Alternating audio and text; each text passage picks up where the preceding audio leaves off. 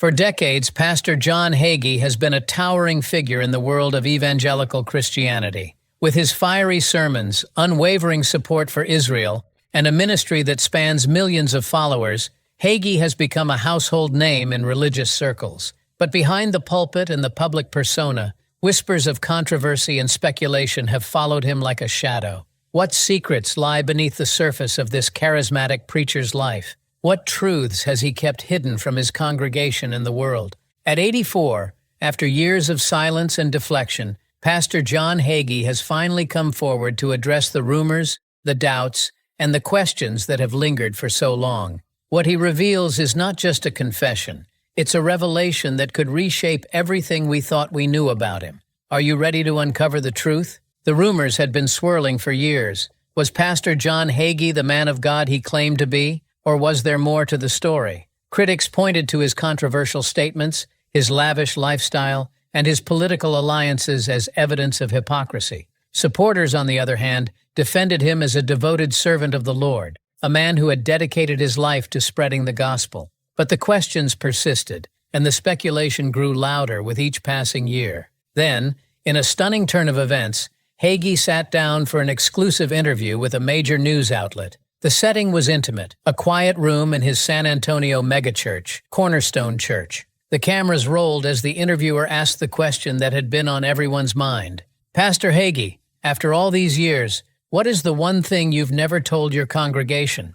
Hagee paused, his face a mixture of emotion. For a moment it seemed as though he might deflect, as he had done so many times before. But then he leaned forward and began to speak. There are things I've done in my life that I'm not proud of, he admitted. Decisions I've made, words I've spoken, that I now see were wrong. I've spent years trying to justify them, to explain them away. But the truth is, I've made mistakes, and it's time I own up to them. The admission was shocking, not just because of what he said, but because of the raw honesty in his voice. This was not the polished, confident preacher the world had come to know. To truly understand this moment, though, one has to go back to where it all began. John Hagee's journey to becoming one of the most influential pastors in America was anything but ordinary. Born in 1940 in Baytown, Texas, he grew up in a devout Christian household. His father, William Bethel Hagee, was a pastor, and his mother, Vada Mai Swick Hagee,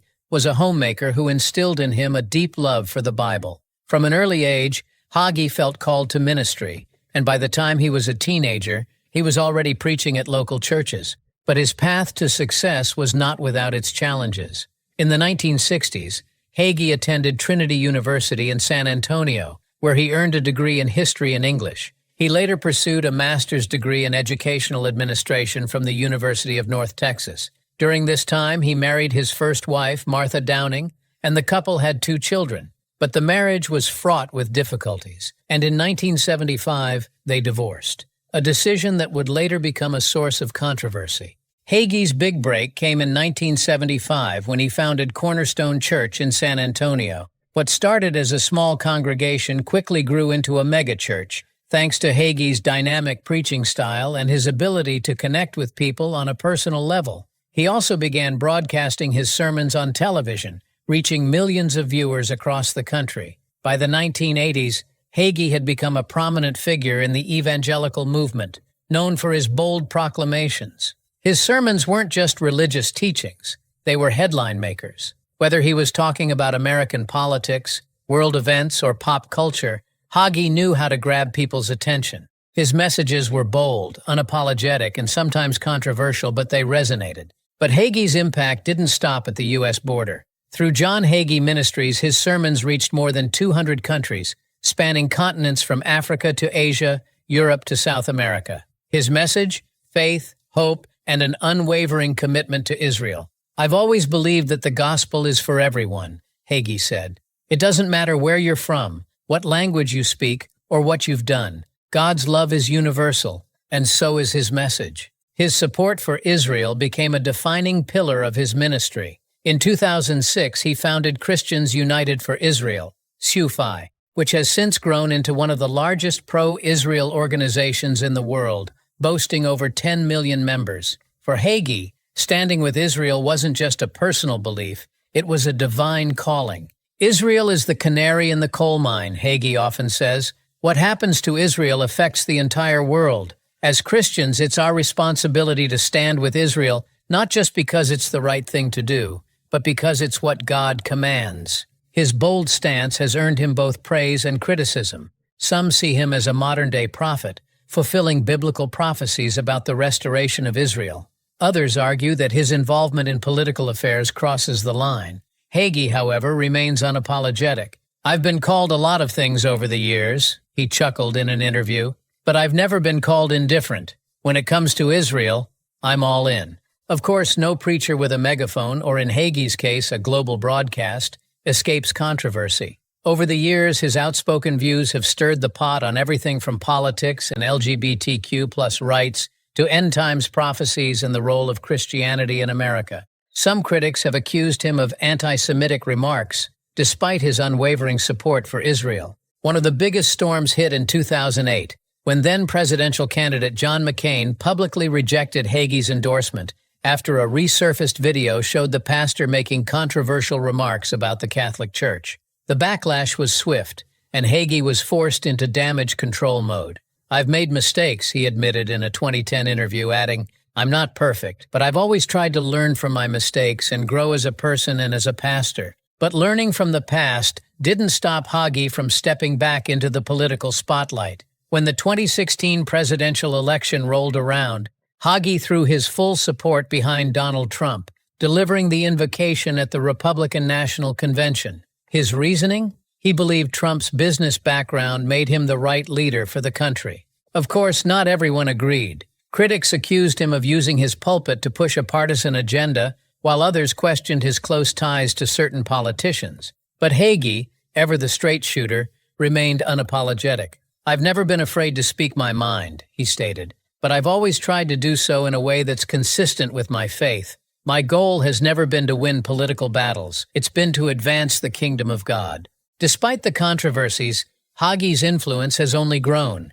His sermons reach millions worldwide, his books fly off the shelves, and his ministry continues to expand in reach and impact. Yet, as his profile grows, so do the questions about his motivations. Is he a preacher first and foremost, or has his role as a political figure blurred the lines? For all the sermons and spotlight moments, there's a part of John Hagee's story that many don't know: the battles fought behind closed doors. The early 2000s brought one of the darkest chapters of his life when his wife, Diana Hagee, was diagnosed with cancer. For a man known for his unshakable faith, the news hit like a wrecking ball. "It was the hardest thing I've ever had to face," Hagee admitted. "Watching someone you love suffer like that, it changes you. It makes you question everything."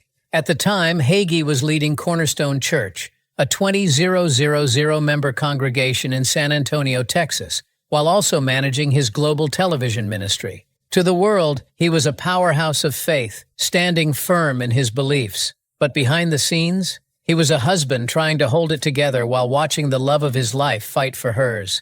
"I had to be strong for Diana, for my family, for my congregation," he recalled. "But there were nights when I would just break down and cry. I felt like I was failing everyone, like I wasn't doing enough." For years, Diana battled cancer, and for years, Hagee juggled his responsibilities as a pastor, a leader, and a husband, trying not to let fear consume him. But no amount of sermons or scripture could shield him from the weight of it all. "It taught me that no matter how strong you think you are, you can't do it all on your own," Hagee reflected. "You need faith, you need prayer, and you need the support of the people around you." Thankfully, Diana eventually recovered, and while the storm passed, it left a lasting imprint on Hagee's life and ministry. His sermons carried a new depth, his words a renewed conviction. He had always preached about faith in hard times, but now he had lived it in the most personal way possible. And as his influence continued to grow, so did the challenges that came with it. Because if John Hagee had learned anything,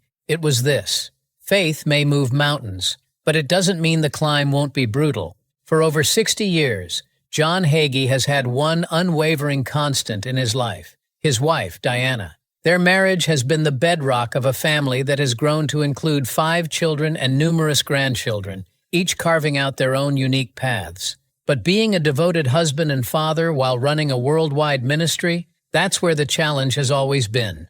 Hagee never sugarcoats the fact that his relentless focus on his work often meant that family came second. "I've always been so focused on my ministry that I haven't always been there for my family the way I should have been," he admitted. "That's something I regret, but I'm trying to make up for it now." Despite the struggles of balancing work and family, his children have thrived in their own right. His son, Matthew Hagee, has stepped into a leadership role as the senior pastor of Cornerstone Church, carrying forward the family's spiritual legacy. Meanwhile, his daughter, Tish Hagee Tucker, has found success as an author and speaker, using her own voice to inspire others. But Hagee is quick to point out that his children aren't simply following in his footsteps, they're paving their own roads. "I'm proud of all my children," he said. "They've each found their own calling, and they're making a difference in their own way. That's all a father could ask for." Preaching alone wasn't enough for John Hagee. He knew that faith should be more than words. It should lead to action.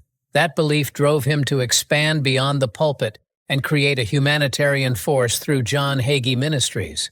Over the years, his organization has funded countless projects across the world, focusing on everything from building schools and hospitals to providing disaster relief in times of crisis.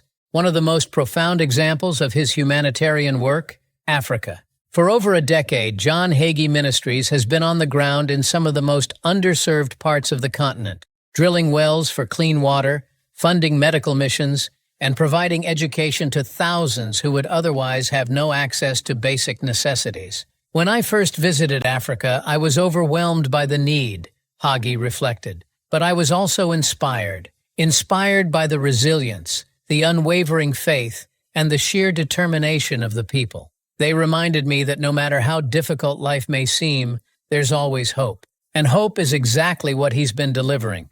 From building schools for children in Kenya to sending medical supplies to hospitals in Nigeria, Hagee's ministry has worked tirelessly to uplift communities. His commitment to Jewish communities worldwide has also earned him widespread recognition. In 2019, he was honored with the Humanitarian of the Year award by the International Fellowship of Christians and Jews for his efforts in supporting those in need. But ask Hagee about his awards, and he'll brush them off like dust on a church pew. "It's not about recognition," he said. "It's about making a difference. If we can help just one person, then it's all worth it." Now, at 84 years old, Pastor John Hagee is ready to share something he's never spoken about publicly. In a rare, no-holds-barred interview with a major news outlet, Hagee pulled back the curtain on his personal struggles, his ministry, and the one revelation that has weighed on him for years. "I've spent my entire life preaching the gospel," Hagee admitted, "but there's something I've never talked about, something that's been on my heart for a long time. I think it's finally time to share it with the world." What followed was a revelation that left even his most loyal supporters in shock. Despite his commanding presence behind the pulpit, Hagee confessed that, throughout his career, he has wrestled with uncertainty. "There have been times when I've questioned everything," he said. "Times when I've wondered if I was really making a difference, if I was truly doing what God called me to do." For years, he carried the weight of those doubts in silence, never letting them show. In the world of televangelism, vulnerability isn't exactly encouraged. Yet, behind closed doors, even one of the most influential pastors in America struggled with the very faith he preached. While his pro-Israel stance has long been a cornerstone of his ministry, Hagee revealed that it wasn't just a theological position, it was personal. The turning point came in the 1970s during a trip to Israel. "I was standing on the Mount of Olives looking out over Jerusalem, and I felt this overwhelming sense of peace," Hagee recalled. "It was like God was speaking directly to me, telling me that this was my calling, to be a voice for Israel." But perhaps the most surprising admission came when Hagee revealed how he has often felt like an outsider within the evangelical community. "I've never really fit in with the traditional evangelical crowd," Hagee admitted. "I've always been a bit of a maverick, a bit of a rebel, and that's made me a target for criticism. But I've never let that stop me from doing what I believe is right." Whether it was his outspoken support for Israel, his fiery sermons, or his unapologetic stance on political issues, Hagee has always walked a different path. Some admire him for it, others criticize him. But if there's one thing he's never done, it's back down. At 84, most people would be thinking about retirement, maybe settling into a quiet life of reflection. Not John Hagee. "I'm not done yet," he said with a determined smile. "There's still so much work to be done, so many people who need to hear the gospel. As long as God gives me the strength, I'll keep going." And his plans for the future? They're as ambitious as ever. Hagee is doubling down on technology, using social media, live streaming, and podcasts to reach a global audience. "The world is changing and we need to change with it," he explained. "Social media, streaming, podcasts, these are the tools of the future, and we're going to use them to spread the gospel like never before." For John Hagee, the mission is far from over. And if history has shown anything, it's that when he sets his mind to something, nothing, not criticism, not age, not even time, can stand in his way. For Hagee, it's not just about keeping up with trends, it's about reaching as many people as possible. With over 8.5 billion people in the world, Hagee believes technology is the key to bringing his message to every corner of the globe. His ministry has already embraced live streaming and online sermons, but he's taking it even further. Plans are in motion to launch interactive digital experiences, a new podcast series, and expanded social media outreach to engage younger audiences. But technology is only part of the plan. Hagee knows that the future of the church rests in the hands of the next generation, and he's making it a priority to train them. "I've been blessed to have a long and fruitful ministry," Hagee said, "but I know that my time is limited. That's why I'm focused on mentoring and equipping the next generation of pastors and leaders. They're the future of the church, and I want to make sure they're ready." Through the Hagee Ministries Leadership Academy, he's personally investing in young pastors, offering guidance, resources, and opportunities to serve. His goal? To raise up 100 new leaders who will take the message of faith even further than he has.